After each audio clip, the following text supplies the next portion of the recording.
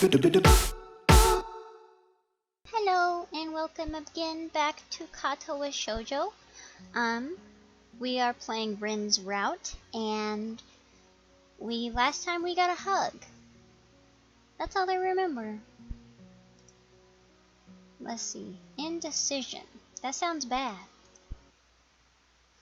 Every time I make indecisions, I do bad in the game. Oh wait, no. She is having some indecisions. I know that. Why are we miserable? Or why were we miserable?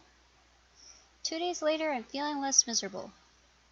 I even go for a long, brisk, healthy walk like the nurse recommended, something which I have avoided and dodged with all sorts of excuses earlier. I feel more active in class as well, delighting our science/homeroom teacher, Mr. Muto, with correct and promptly delivered answers. The break right now between the 2 morning classes is too short for any sort of meaningful activity, but too long to just spend sitting in the classroom doing nothing. Blah, blah, blah, blah, blah, blah, blah, blah, blah, blah, blah. Going out into the hallway isn't much better, but flexing my stiffened muscles is a better use of time than letting them get all even stiffer by staying seated. Did I work out? Is that what I said? Maybe I did. The door of the neighboring classroom opens, and the students of 3-4 emerge to further fill up the already semi-crowded hallway. It seems their teacher kept them in an extra few minutes. Emmy is among them. She notices me noticing her, which almost makes me look away on reflex. I don't, however, and Emmy smiles at me as she happily skips towards me past the other students. Emmy looks pretty energetic, showing no sign of illness whatsoever. It seems she recovered from the cold. Hey, good morning! Nice to see you back on your feet. Feeling better now? She looks fine to me, but I still feel compelled to ask. Thanks, and yeah, I do. It was just a cold, nothing serious. Emmy laughs confidently, as if to emphasize her condition. I wonder for a moment what would count as serious in Emmy's book. She seems to be eager to put the topic aside, though. Where are you going? Off to Rin's room to see if she's awake yet.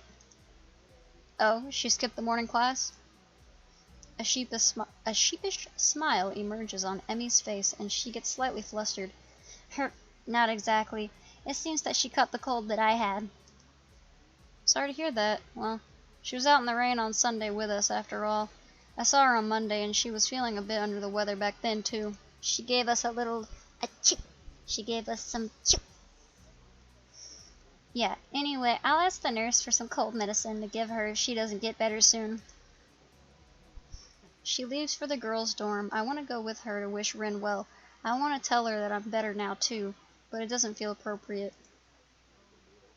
Why weren't we better? I must be forgetting something, because I don't remember there ever being an issue.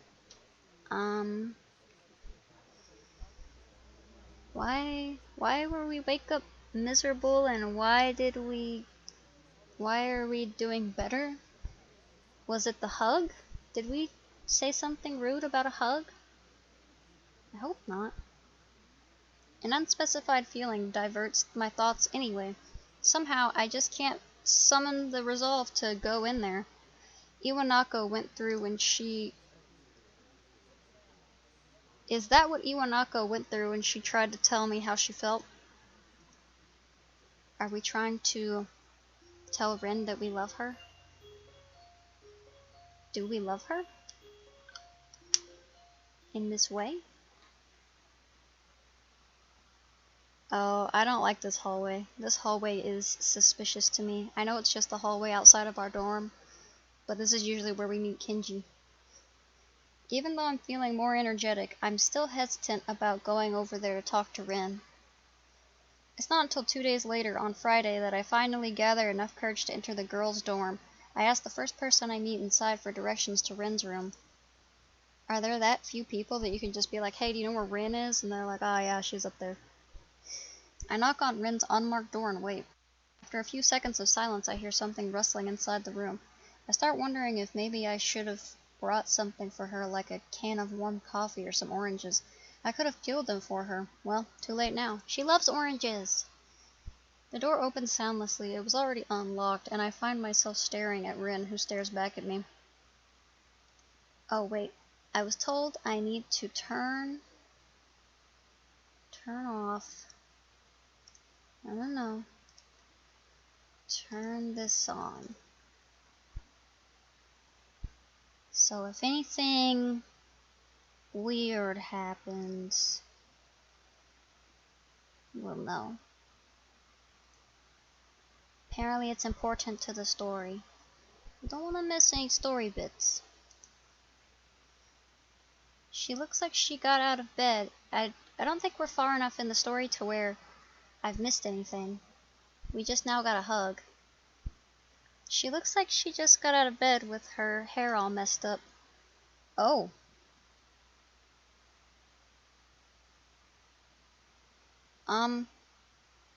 This isn't a weird thing, right? Like, this isn't literally because I turned this off, right? Let's see what happens when I turn it back on. Or is it too late?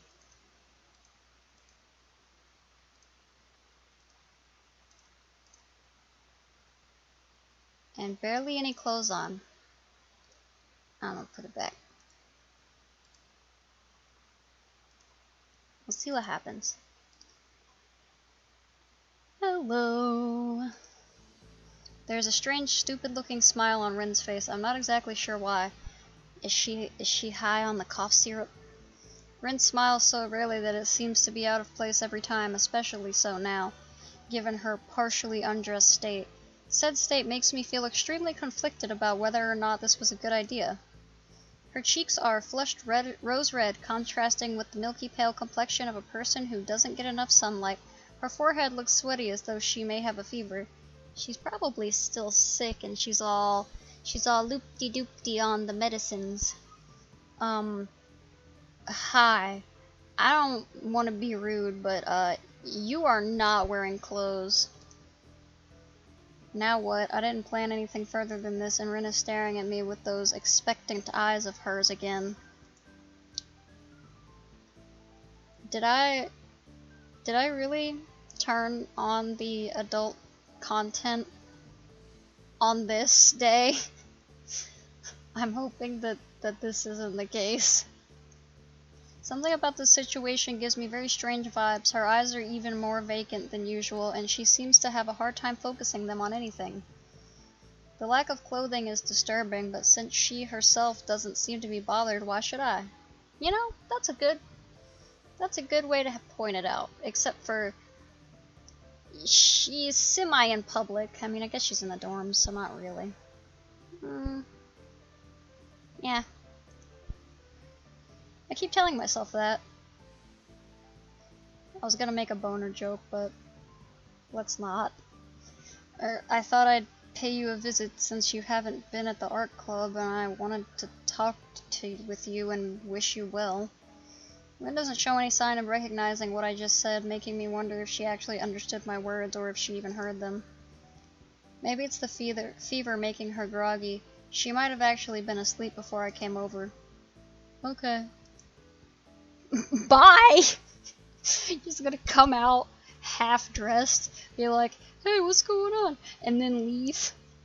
She turns on her heel and withdraws from the door, walking back inside the small room. From the doorway, I can see her walk to her bed and half fall down, half sit down on the messy pile of bed sheets. The open doorway seems to be more of an obstacle in my mind than the closed door was, but since Rin doesn't say anything else, I step through it and into her room. I definitely expected him to just, like, close the door and leave. Rin is on her bed, leaning against the wall, leaving the only chair in the room for me. That was nice of her. She keeps quiet after I sit down, so maybe she meant to invite me in, but just forgot to say so aloud. An implied invitation, as it were. Very exciting. No one has visited me before. What about Emmy? Doesn't Emmy visit you? The breaking of the silence draws my attention from the room to its inhabitant, who currently seems to be in the middle of a very profound thought process. Actually, that was not true about visiting. But Emmy doesn't count, even if she visits. She always pampers me too much. I think she's having too much fun. I think I forgot how to put a bra on by myself. She looks groggily down at her chest. Which is probably why I don't have one on, now that I think about it. I haven't failed to notice that Rin doesn't have her shirt buttoned up either, but I try to keep my eyes strictly locked on hers. It's rather evident that she's not a very body-conscious person. My own body, however, is quite conscious of hers right now. They made the boner joke for me. Truly blessed. She came to wake me up at 7:30 today. Can you imagine that? She pauses for a while and glances up at my dumbfounded face. On second thought, you probably can. It's not like that reverse rainbow fish I tried to imagine earlier. That was hard. A reverse rainbow fish? As in, like, is a rainbow fish a thing, or is it just like she's thinking of a fish that is a rainbow, but in, like, the opposite order? Or maybe monochrome? I don't know. Well, yes, that seems like a pretty normal time to wake up if you want to go to class in the morning. I'm trying to sound as reasonable as possible to counteract Rin's unreasonable annoyance. Told her to sod off. She gave me these meds and told me to take them. I follow her eyes to the night table and then to the pill bottle sitting on top of it. Another pill bottle, truly blessed. I pick it up and turn it around to look at the label so I can see what kind of medication Emmy brought. Active ingredient codeine? Whoa. That's a painkiller. Well, who's giving? Yeah, no wonder she's acting like this. She's definitely high. You took all of these? No.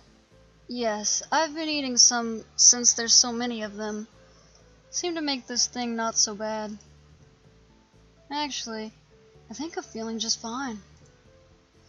Her head lolls round and round, making it look like she's either trying to stretch her neck muscle or possibly pass out. She took several of these pills? Can that be safe? At least it's bound to have some side effects, which I'm afraid I'm witnessing right now. I'm feeling just fine. I'm fine. Just someone take this buzzing away from my head. I can't think straight. The annoyed expression returns to Rin's face. It's like many of those insect things. Or one really big insect thing? A cicada?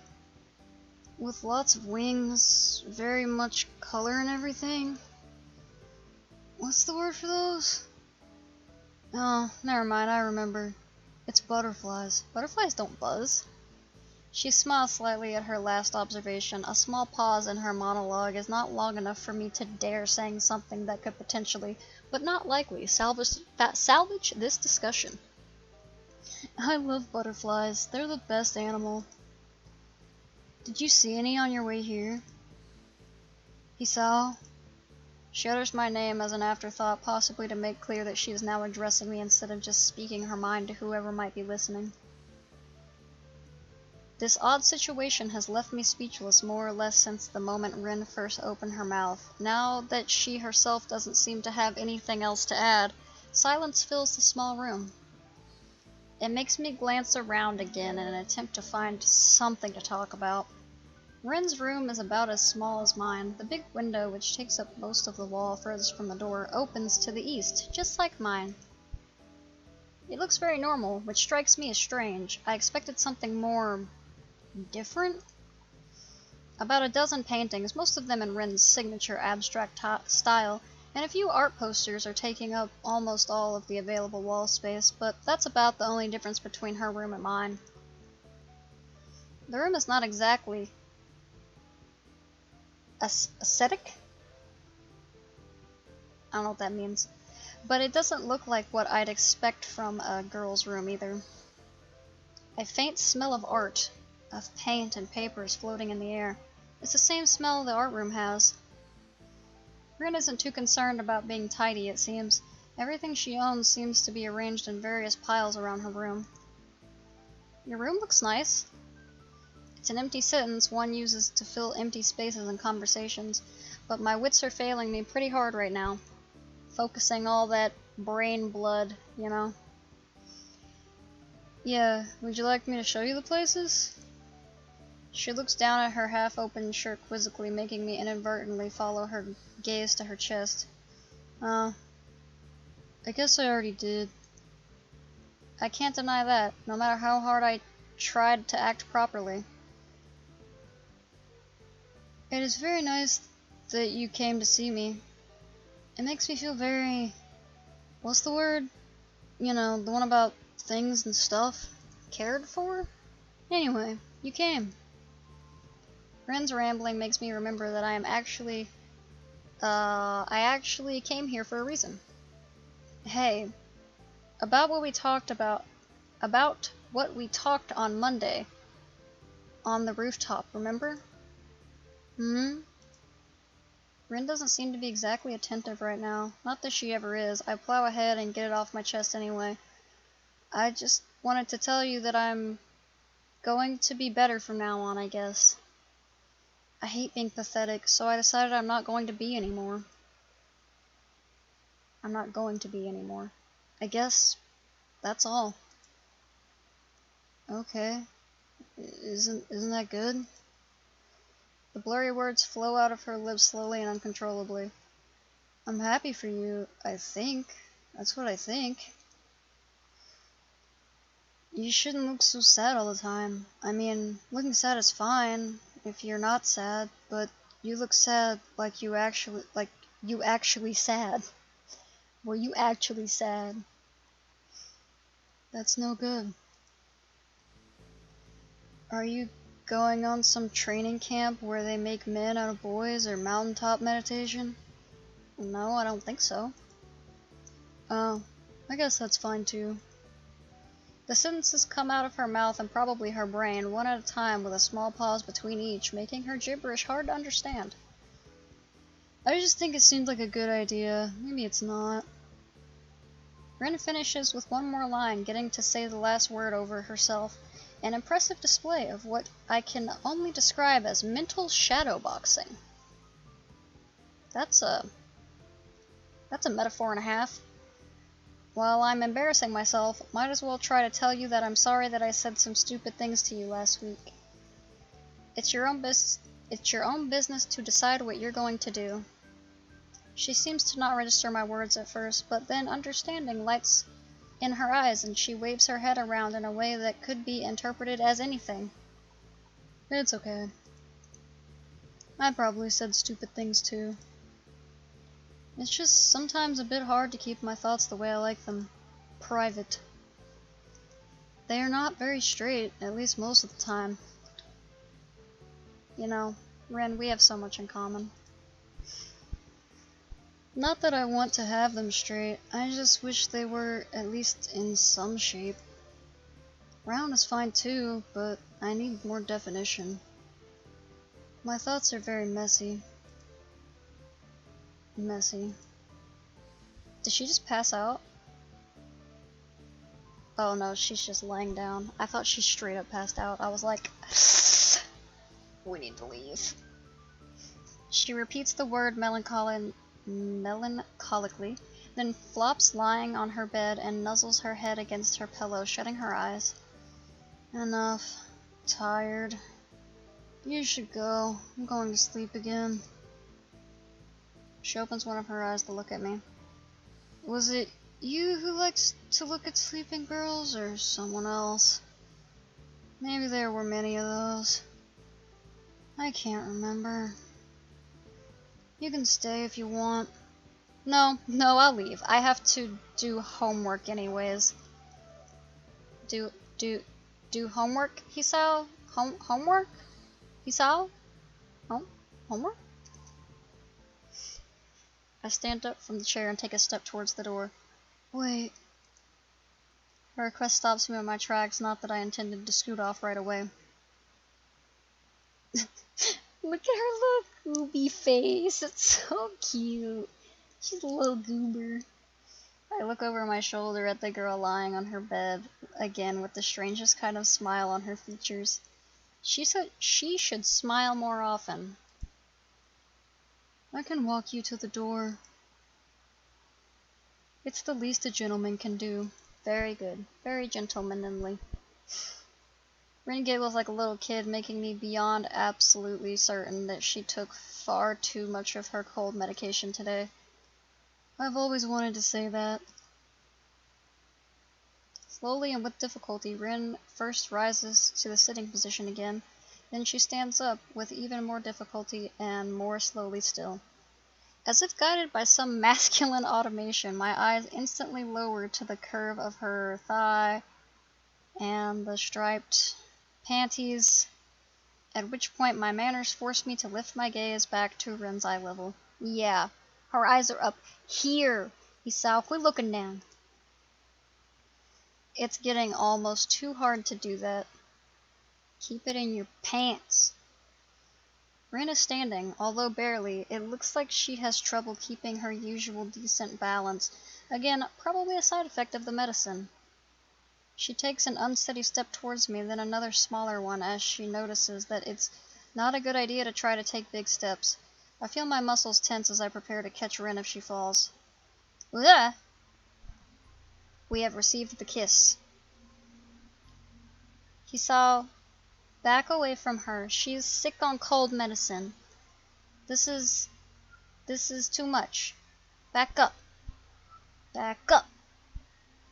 She manages to take 2 more steps before she falls against me.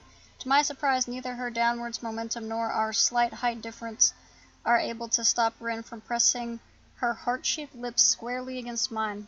Are both of your lips heart-shaped? Is this a metaphor for something? As our lips part after a confusing moment of nothing but the taste of Rin, I look down at her, trying to find some explanation for this bewildering moment. Okay, Hisao, time to go home. The euphoric smile of a madman broadens on Ren's lips again, and I wonder if I will remember this tomorrow. I am absolutely stumped on how to respond. Let's respond by leaving and not bringing it up unless she brings it up. That seems like the best case scenario. Be like, thank you, madam, for the mouth touch. I'm gonna leave. If you remember this, we can talk more about it if you want to. If not, I'll pretend it never happened, if that's what you want. Rin takes a step backwards, separating her body from mine and making me only now realize that they were even connected in the first place. He got shocked. He's shocked. Hisao has never been kissed on the mouth by anyone before. He doesn't know what to do. But you better leave her alone. She's on the medicine. She doesn't know. She doesn't know. She's on that good shit too.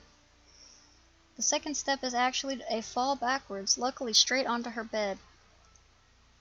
The soft thud Rin's thin body makes against the mattress breaks the silence.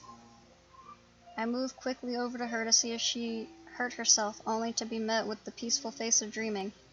Dang, she passed out. She is lying diagonally across the bed, somehow managing to have simultaneously fallen asleep while standing up and fallen down in a way that she didn't injure herself. Fool's luck. Aww. Yes, Hisao. Tuck her in. Good. Good gentleman. Good boy. I tuck Rin in, covering her with the sheet as well as I can. She feels very light, even though I am not that strong.